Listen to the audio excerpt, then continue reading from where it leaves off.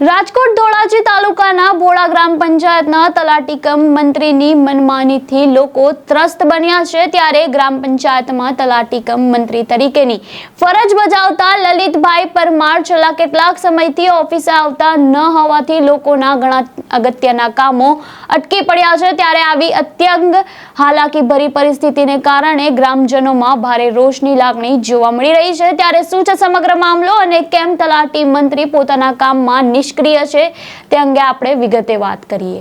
વૈષ્ણવજન તો તેને કહીએ જે પીડ પરાઈ જાનાને રે।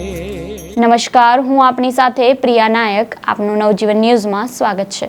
ગ્રામજનોના જણાવ્યા અનુસાર તેઓ પોતાના પ્રશ્નોને લઈને પંચાયતની ઓફિસે પહોંચે છે ત્યારે માત્ર પટ્ટાવાળા ઓફિસ ખોલીને પંખા અને લાઇટો ચાલુ કરીને બેઠા હોય છે। ત્યારે 15 દિવસે એકાદ વાર તલાટી મંત્રી આવે અને તે પણ પંખાની હવા ખાઈને નીકળી જાય છે, જેથી ગ્રામજનોના પ્રશ્ન હલ થતા નથી અને તેઓ ઉદાસ મોઢે પરત ફરવું પડે છે। ત્યારે છેલ્લા ઘણા મહિનાઓથી આ પરિસ્થિતિ ઊભી થવા પામી છે। ત્યારે આ અંગે વધુ તપાસ કરતા અધિકારીઓની મનમાની અને લોલમલોલ ગતિથી ચાલતી અધિકારી રાજની સ્થિતિ સામે આવે છે, કારણ કે છેલ્લા 10 મહિનાથી તલાટી કમ મંત્રીનો પગાર જ ન થતો હોવાથી તલાટી કમ મંત્રીનું એરિયેશન ન મળતા કામમાં નિષ્ક્રિય હોવાનું જણાવે છે। ત્યારે આ અંગે શું કહી રહ્યા છે તલાટી કમ મંત્રી અને વિકાસ અધિકારી, પહેલા આપણે તેમને સાંભળીએ। સાહેબ, જે ભોળાના અંદરમાં જે છે ત્યાં ચાવીને તમને સિક્કા સોંપી દીધા, અત્યારે શું કારણ શું છે? કર્મચારી તલાટી કમ મંત્રીનો પ્રશ્ન છે, અત્યારે અરજીને આવેદન આપી જાય એ ધ્યાન લઈ અને કાર્યવાહી કરશે એવું કહી રહ્યા છે કે 10 મહિનાનો પગાર નથી, શું કહેશો? એ બાબતે જોડાવીને એનું જે કંઈ જૂનું એરિયસ બાકી છે એ તપાસ કરાવી અને કાર્યવાહી પૂરી કરશે। અત્યારે ગ્રામજનો અત્યારે પરેશાન થઈ રહ્યા છે, શું કહેશો? અત્યારે જે કોઈ હોય નહીં તલાટી મંત્રી તો કેવી હેરાનગતિ થાય ગ્રામ્યોને?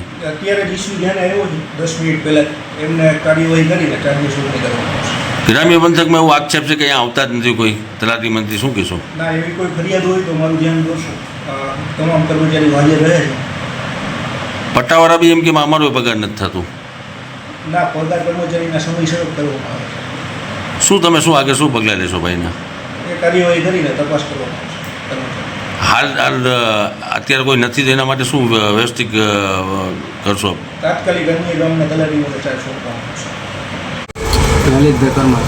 લલિતભાઈ, શું નામ તમારું ને ક્યાં તમારું જગ્યા છે અને આજે તમે જે ચાવીને સિક્કા આપ્યા કેને આપ્યા, શું કારણ શું? અમારા ઉપરી અધિકારી ટીડીઓ સાહેબને ચાવીને સિક્કા ગ્રામ પંચાયતના સોંપેલ છે, બરાબર પગારના હિસાબે બરાબર પગાર મળશે ત્યારે હું કામ કરીશ।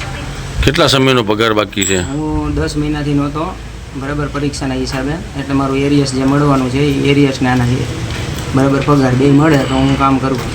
આજે શું ચાવીને સિક્કા શું કામ આપ્યા એનું કારણ? એનું કારણ ભાઈ કીધું તો ખરા પગાર ગમતું, હવે ટીડીઓ સાહેબ શું કહે? સાહેબને મળ્યા, સાહેબે કીધું અઠવાડિયા પછી થશે। શું કહેશો ત્યાં સુધી તમે કામ પર જશો?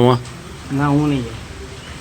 તો આપે સાંભળ્યા તલાટી કમ મંત્રી લલિતભાઈ પરમારને અને વિકાસ અધિકારીને, જેમને જણાવ્યું કે છેલ્લા 10 મહિનાથી એરિયસ મળ્યું નથી અને એકાદ મહિનાનો પગાર પણ બાકી હોવાથી આ સ્થિતિમાં તે અહીં કામ કરવા માંગતા નથી। ત્યારે આમ કહીને તેમણે આજે તાલુકા પંચાયત ખાતે પહોંચીને ગ્રામ પંચાયતની ચાવીઓ તાલુકા વિકાસ અધિકારીના ટેબલ પર સોંપી દીધી હતી। ત્યારે હાલ તપાસ કરીને આગળની કાર્યવાહી છે તે કરવામાં આવશે તેવી બાહેધરી આપી છે। ત્યારે હવે તો સમય બતાવશે કે શું કાર્યવાહી થશે, પરંતુ ગ્રામજનોમાં હજુ પણ રોષ જોવા મળી રહ્યો છે। ત્યારે આપનું તલાટી કમ મંત્રી દ્વારા લેવામાં આવેલા નિર્ણય અંગે શું કહેવું છે, અમને કમેન્ટ બોક્સમાં આપના મંતવ્યો જરૂરથી જણાવજો અને આવા વધુ સમાચાર માટે જોડાયેલા રહો નવજીવન ન્યૂઝ સાથે, તેમજ વિડીયોને લાઇક, શેર, સબસ્ક્રાઇબ કરવાનું ભૂલતા નહીં।